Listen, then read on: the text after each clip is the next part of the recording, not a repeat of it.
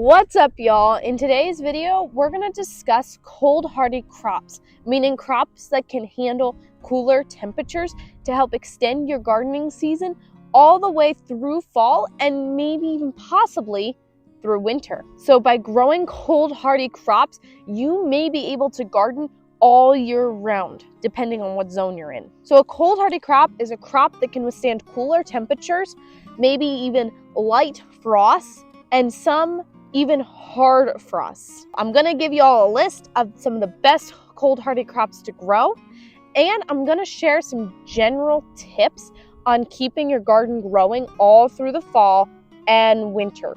And those tips will apply to any growing zone. First, let me give you my list of top cold-hardy crops to grow this year. The first one is going to be leafy greens like spinach, kale, collards, mustards, and even Swiss chard, which if you all have been following, you know I've become a huge fan of Swiss chard.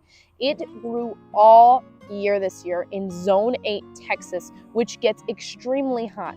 So I can't wait to see how it performs in the fall and into winter. Spinach was also a favorite in the spring, and sadly those do die out once it starts to get hot.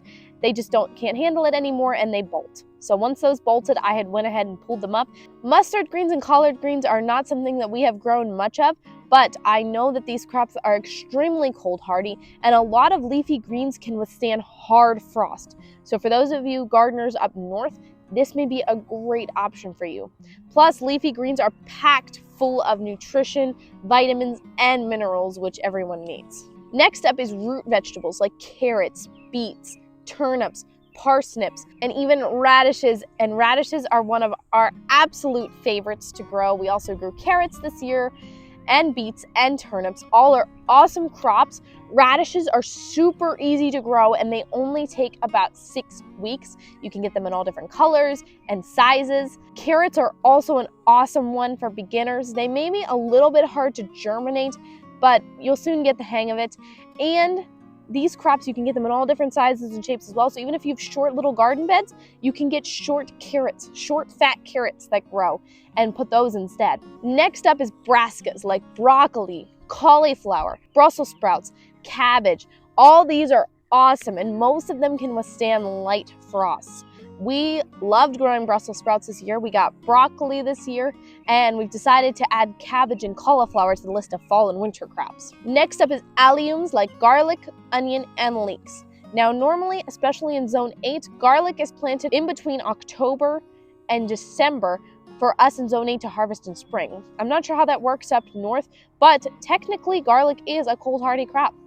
Onions, also for Zone 8, are planted in late fall or winter for a spring, summer harvest. Again, I don't know how this works up north, but that's how it works down here in Zone 8. Another thing is leeks. Now, leeks are planted by seed in spring to be harvested late spring in Zone 8. So also do the same with fall and winter. Plant them in fall and harvest them in late fall, early winter. You might as well, because they can withstand colder temperatures as well. You can also plant some legumes. Sadly, not beans, but you can plant peas. And peas, as you all know, if you've been watching, we love peas in our household, so I highly recommend getting yourself some snow peas or snap peas, because these can withstand light frost and can be planted in the fall. Your winter crops do not need to go without flavor. There are some herbs that you can have growing in your garden during the fall and winter, like parsley, thyme, chives, and some others. These are awesome cold hardy crops and will make what else is growing in your garden taste delicious. There are some other crops on the list, and I highly encourage you to research which ones are best for your zones.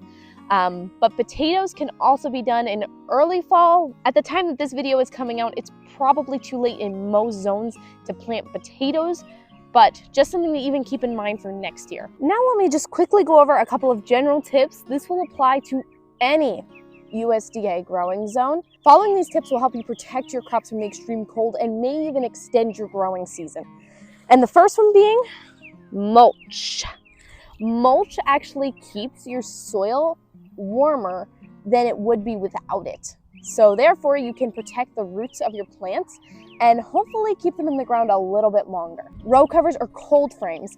These keep that area that it's covering warmer and can prevent plants dying of cold weather or frost earlier. So you can keep crops longer. You can also get yourself some raised garden beds. Now, just adding a raised garden bed will help, but these metal garden beds, specifically from Veggiega, are designed to help extend your growing season by keeping the soil warm. So I will leave a link and a discount code for these down below. And as you can see, we already have some beautiful Swiss chard in here, and I can't wait to document this one's growth as it grows throughout the winter. Look at that. I have a little friend on the Swiss chard that I just found. Gonna go give him to the chickens. A couple of other things that are important if you decide to plant cold hardy crops throughout the fall and winter is that it's important that you know the timing of which you should plant these items. And that's all gonna depend on your growing zone. Now, if you're in zone 8, you're in luck because we post a video every single month telling you what needs to be planted that month for you to succeed. So if you are in zone 8, make sure you go back and watch that October one if you didn't already, and stay tuned to November's because it'll be coming out at the very end of October or at the very beginning of November. Otherwise, I will leave a link to find out what zone you are in, and then afterwards just find a reputable site to get a planting schedule from. I do not recommend Farmer's Almanac this year. They are who I used for years to tell me when to plant things.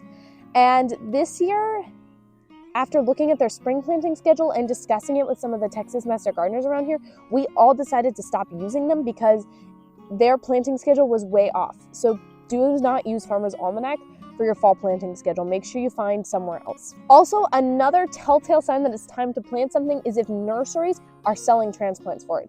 So not big box stores like Home Depot and Walmart and Lowe's, but local nurseries and farms. If they are selling a transplant, then it is time to plant it in your area. Another thing to do to help you succeed this fall and winter is to make sure you are succession planting so that as things die out, you have new things to replace them with. And one of the things you can do to help you with this is start your seeds indoors.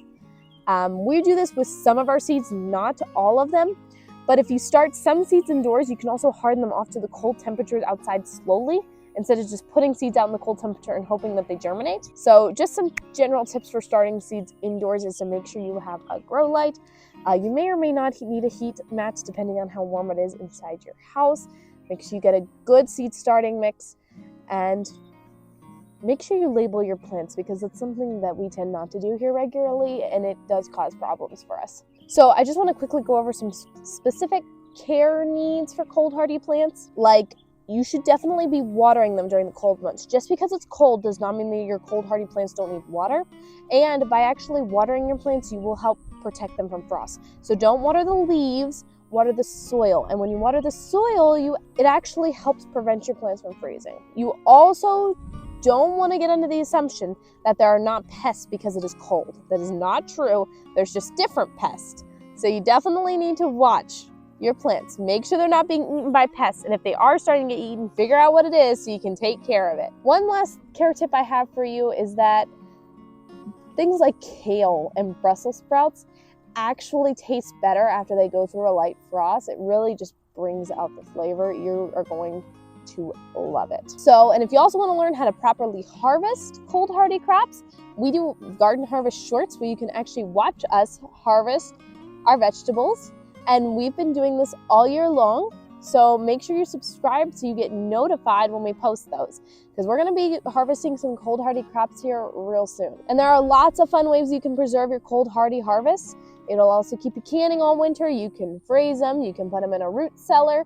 So there are lots of fun ways to preserve. Get creative with it. You don't actually need to preserve everything you harvest either. Some things, like carrots, can be left in the ground until you're ready to use them. So you just go out to the garden, pull a couple of carrots for dinner. Even if you have 100 carrots in the garden, I highly encourage you to try growing cold hardy crops for yourself. Even if you are not in zone 8 and you are up north in a cooler zone, I really think that it's going to be a game changer for our garden this year, and I can't wait to see how it works out. Make sure you like and subscribe so you can see how our garden does over the fall and winter. I'm sure we're going to make plenty of mistakes, but I really am hoping for an awesome harvest. And I would love for y'all to share your favorite cold hardy crops down below, as well as any questions or thoughts you may have had during the video. I will also leave our latest garden harvest short linked down below, as well as some helpful references. And if you live in the East Texas area, I'm also going to leave a couple of nurseries that we love. Thanks y'all for watching, and we'll see you soon.